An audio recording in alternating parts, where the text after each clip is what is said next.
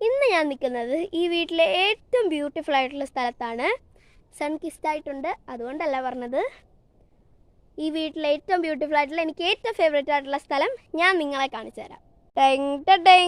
ഇതാണ് മോനെ ഞാൻ പറഞ്ഞ സ്ഥലം. ഒറ്റ നോട്ടത്തിൽ കണ്ട ആർക്കും ക്രഷ് അടിച്ചു പോകും ഗൈസ്.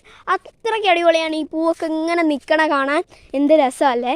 എനിക്ക് ഭയങ്കര ഇഷ്ടമാട്ടോ ഈ പൂ ഇങ്ങനെ നിൽക്കണ കാണാൻ.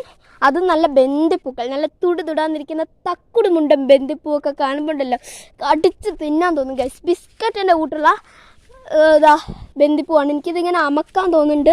ഒരെണ്ണത്തിൻ്റെയൊക്കെ സൈസ് നിങ്ങളൊന്ന് നോക്ക് ഗൈസ്, എന്ത് സൈസാണ്. ഇപ്പോൾ നമ്മൾ മഞ്ഞ മാത്രമല്ല കാണിക്കുള്ളൂ, ഓറഞ്ചും കാണിച്ചു തരാം.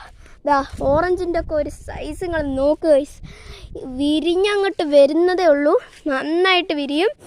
ഈ മഞ്ഞപ്പൂവിൻ്റെ വലുതിൻ്റെ 2-3 മതി ഗൈസ്. നമുക്ക് നന്നായിട്ടൊരു വലിയ അത്തപ്പൂക്കൾ ഇടാൻ തന്നെ. നിങ്ങൾ ഇന്ന് 2-3 പറിച്ചു ഗൈസ്.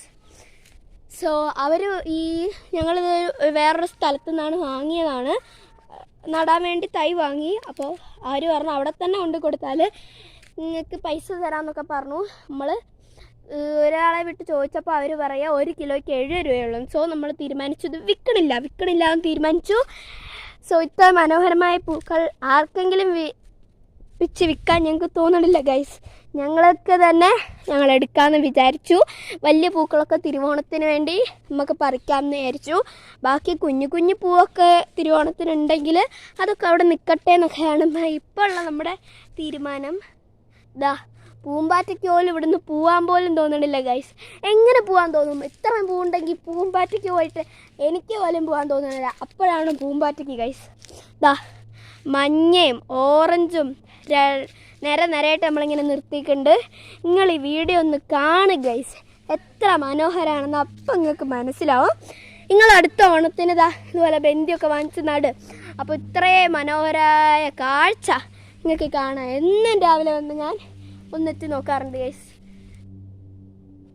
എൻ്റെ ബന്ദിത്തോട്ടം. So full congratulations for daddy. Full effort ഡാഡിയുടെയാണ്. ഇതൊരു തവണ പന്നി മാന്തി കളഞ്ഞതാണ് ഗൈസ്. പിന്നെ ഞങ്ങൾ അവിടെ മതിൽ കെട്ടി, പിന്നെ ഡാഡി വീണ്ടും ഇത് നട്ടുപിടിപ്പിച്ചു. അങ്ങനെ വലിയ വലിയ പ്രയത്നങ്ങളിലൂടെയാണ് ഈ ബന്ദിപ്പൂ ഇന്ന് ഈ നിലയിൽ നിൽക്കണത്.